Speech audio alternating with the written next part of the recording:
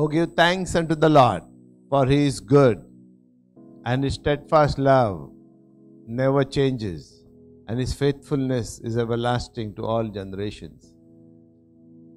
Such good promises of God that really encourages us to begin our day with wonderful promises, knowing that our God is an unchanging God and he will always uphold his word as we declare it, proclaim it throughout the day. So let's, as we have begun on a good note, continue on this good note and hear from the word of God what he has for us today to receive, to lead a good life, the life that God wants you to have, a godly life. So I'm going to read from Genesis chapter 11 verse 6 to you first. In Genesis 11 verse 6, the Bible says, "And the Lord said, Behold, the people is one, and they have all one language, and this they begin to do. And now nothing will restrain from them which they have imagined to do." Okay, with this in mind, what God expects from us, because there are so many spiritual principles that we learn from this. Holy Spirit has opened my eyes and heart to see and perceive what God wants us to know from this. And I also bless you and prophesy over you that your spiritual eyes would be opened. Holy Spirit, open your spiritual heart, and you too will see and perceive in the spirit realm what God wants you to do to accomplish great things in your life. So first thing that I learned from here is that you should cooperate with God in his plan for you, and you have the mind of Christ according to 1 Corinthians 2:16.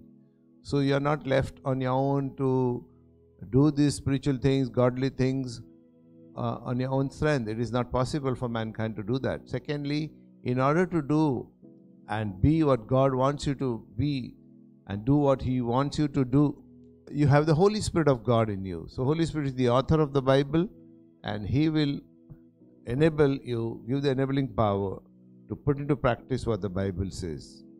Now here we see God Almighty reveal the secret to us that you can accomplish impossible tasks.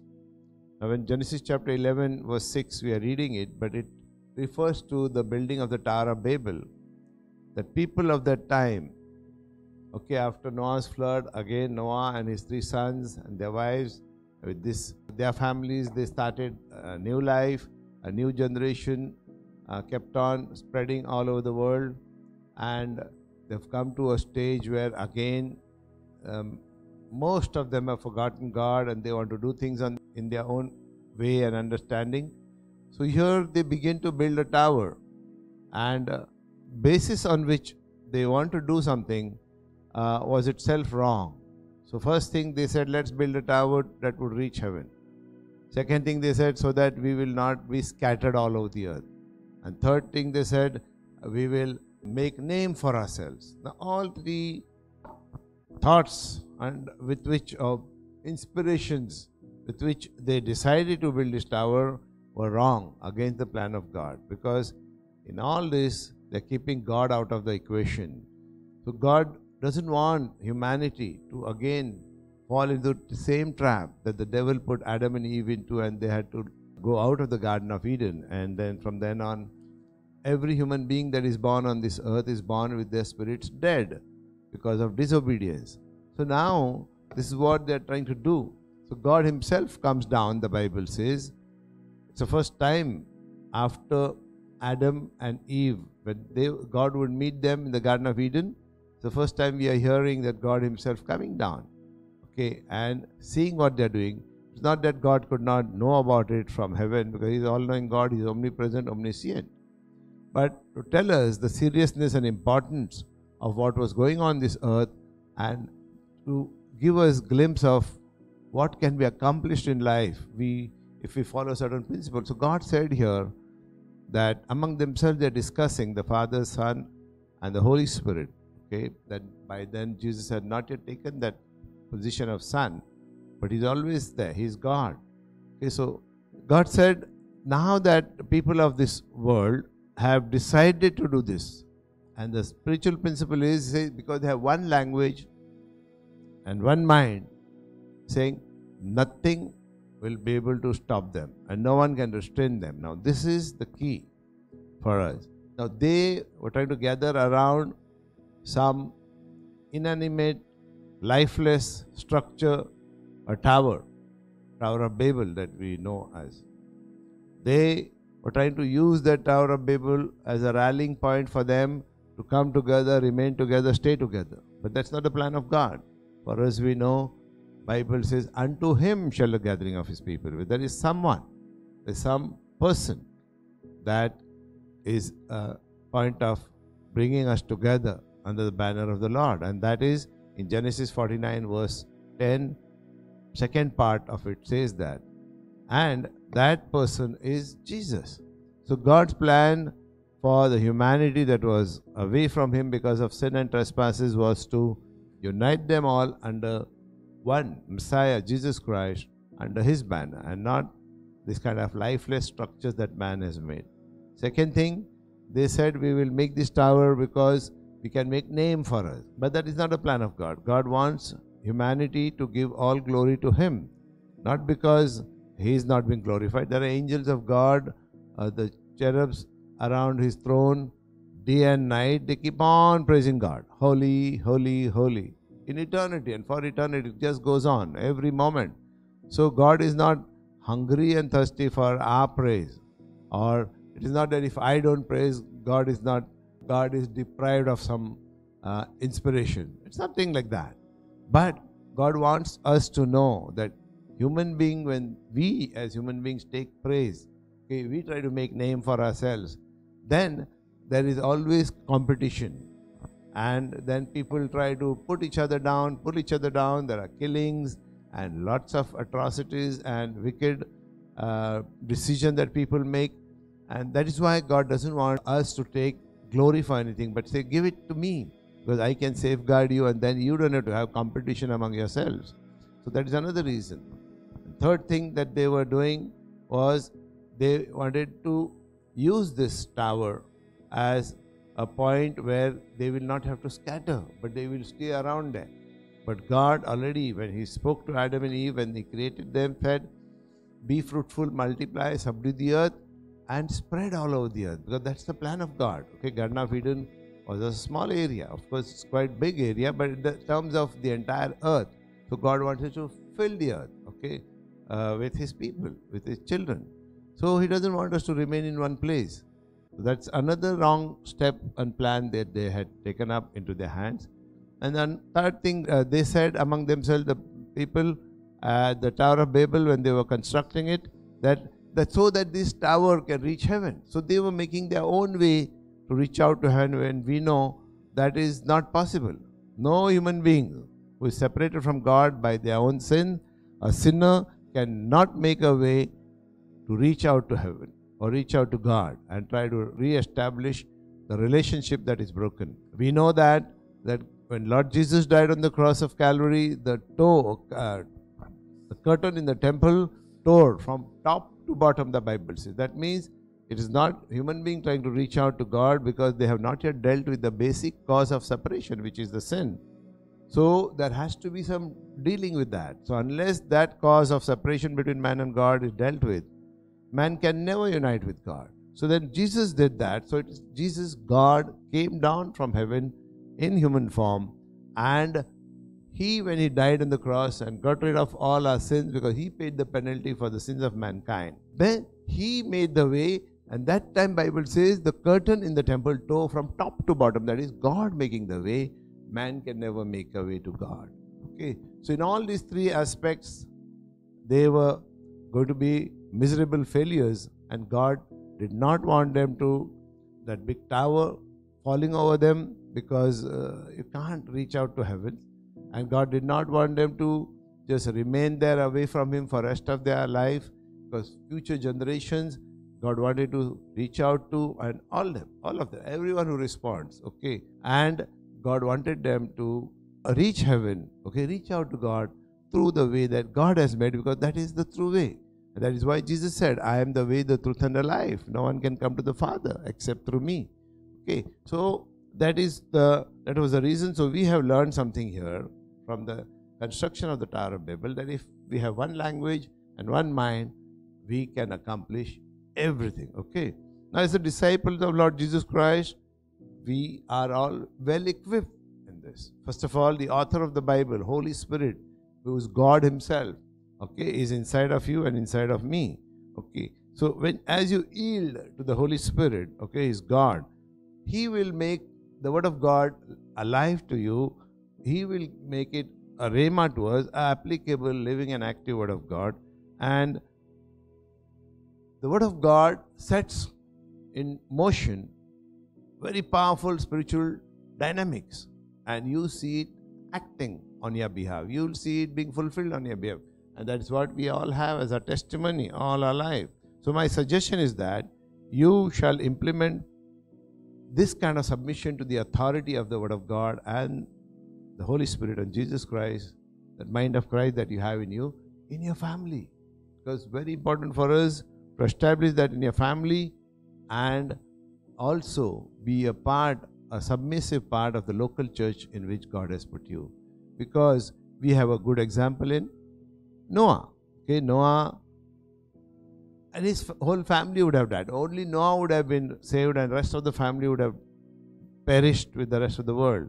But Noah ensured that his family was with him. So they were all with one accord. So his wife, his 3 sons, and his 3 daughters-in-law, they were all there in the building of the ark for 120 years, being mocked and ridiculed by the people for doing something that they thought meaningless, useless, and unwarranted for task, because it had never rained on this earth.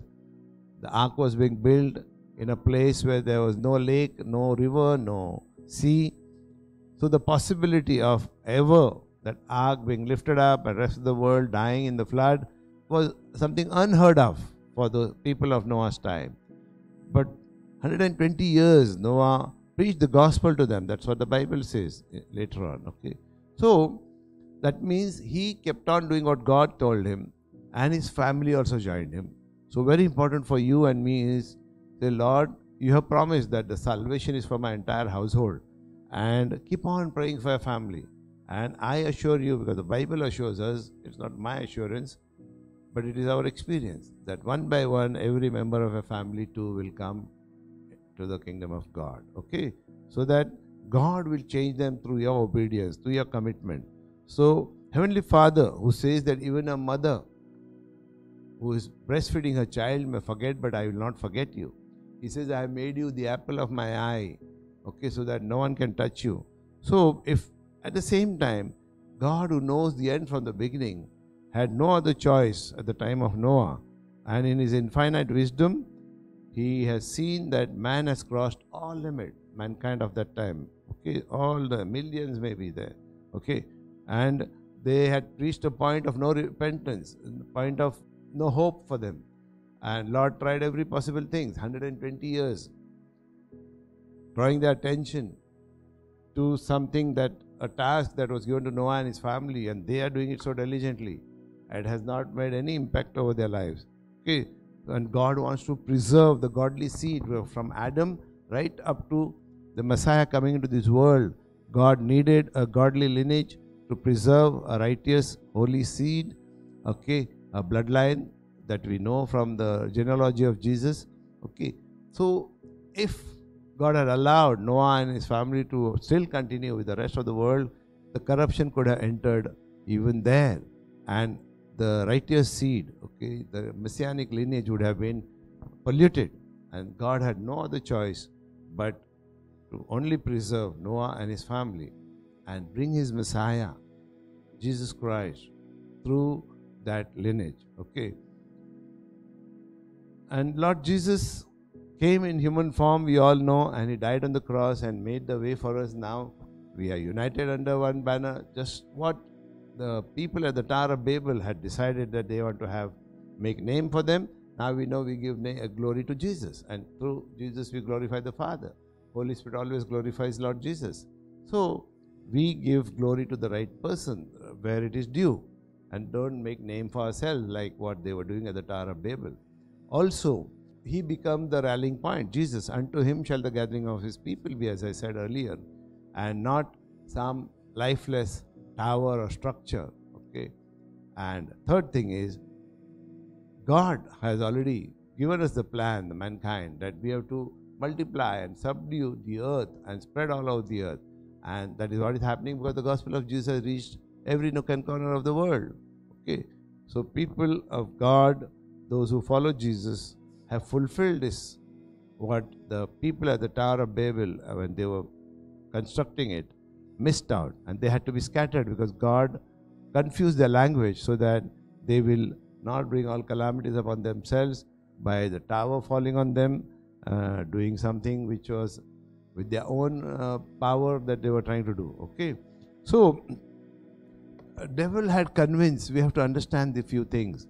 Devil has convinced humanity that is born with Adamic nature to have their own standard of the knowledge of good and evil, just like the fruit that they eat speaks about. And when man decides what is good and what is evil, they have their own standard. It keeps on varying from man to man, region to region, place to place. And because of that, there is no one standard that everybody can follow. But what standard God has raised, that should be a banner, that should be a plumb line, that should be a barometer to check what is good and what is bad. So that is the Bible, the Word of God. Okay, and that is why God sent His Son Jesus to gather all these people who were scattered here and there, as we are going to read in Isaiah chapter 53 verse 6, that everybody had chosen their own way, everybody has gone their own way, and they had gone astray. We will see that as we read Isaiah 53 verse 6. Okay, thank you. So Isaiah 53 verse 6 tells us, all we like sheep have gone astray. We have turned everyone to his own way, and the Lord had laid on him the iniquity of us all. Okay, so as the disciples of Lord Jesus Christ, now you are no longer scattered, but Jesus is the rallying point for the entire human race. As we see here, that people had gone astray like sheep, and everyone had chosen their own way. But it says, Lord put all that burden of our iniquity on Jesus in order to see that we don't go astray, in order to see that we don't go choose our own ways, but as one way, that is Jesus, for our salvation, and we will not go astray. Okay, and Jesus has taken that burden. He died on the cross with all that was put upon him, all the sins of entire human race, and he died with that. He put to rest all the handwriting that is against us, the Bible says, and nailed it to the cross, and we have been set free. Okay, so I just want to thank God that we now have a hope of spending eternity in heaven with God. I prophesy over you that you shall be committed to one local church, which is very, very important because that's your spiritual family. Okay, this is just like you have a natural family. We don't keep on changing our natural family. We have no choice, no liberty to do that in the Bible. You cannot change your spouse, you cannot change your children, you cannot change. Okay, God has given you one family, and you have to be committed and faithful to everybody in your family, because that is how the basic structure of human race can be strong and healthy. And same way, you have to be committed to one local church where you are committed. You cannot go to this church, that church, because I am serving the Lord for past 30 years plus, and I have noticed there are people right from the beginning when I came to the Lord, they had also come to the Lord. Some of them are senior to us, and if they did not settle in one particular local church, I have seen them going from church to church, place to place, and they have always struggled in life. Even up to this day, after 30 years, they are still struggling to, in spite of changing so many churches, okay, to settle down in life, because they have not yet learned that there has to be one local church that you have to belong to. You cannot jump here and there. God wants us to remain committed to one particular local church, just like you are committed to your own natural family. We can't keep on changing families. So also this is a spiritual family of God, and God wants you to learn submission there. No matter what you're going through, no matter what you have complaint you have, learn submission. God will lift you up. Okay, you don't have to be man pleaser, people pleaser, but that doesn't mean you have to keep on changing church to church, because that again is not the right thing, because it will hinder your growth. It will be a bad example for your own children, because next generation then go away from the Lord. Okay, that shall not happen in your family. So may you and your entire family flourish in the fullness of God that He has planned for you through Jesus. Okay, so I'm summarizing what we have learned today, that you shall cooperate with the mind of Christ and unconditionally surrender to the Holy Spirit, the author of the Bible, so that He can inspire you, empower you, day by day guide you, lead you, give you Rhema knowledge, make the Word of God real to you, and you will see the power of God working in your life. God Almighty shall help you to forget your painful experiences with your family or your workplaces or in the local church or wherever it is, because your commitment will give opportunity for God to change, first of all, your outlook toward the world, your outlook to the family, outlook towards the church family, spiritual family, and other believers. You shall be committed to follow Lord Jesus till the end. Heavenly Father, let's all thank the Lord for that. Say, Heavenly Father, I thank you for showing me the way to success that comes from you. And when the success is from you, there is no sorrow added to that. That is what Proverbs chapter 10 verse 22 says, that the Jehovah's blessings will make you rich and He will not add sorrows with that. Now, rich speaks of not just financially, but rich in wealth, rich in health, rich in relationship, in prosperity that is divine, okay, that will last forever. It will not have any, ups and downs. Even if they have, Jesus said, you will always be cheerful because He has overcome the world and He has given us the marching orders. He said, cheer up, for I have overcome the world. So, tribulations, trials, Jesus said, there will be many in this world. But because of Him, we will always triumph over no matter what we go through. And we will all live forever and ever in eternity in heaven with Jesus. May God bless you. Thank you very much. Be blessed throughout the day today. Amen.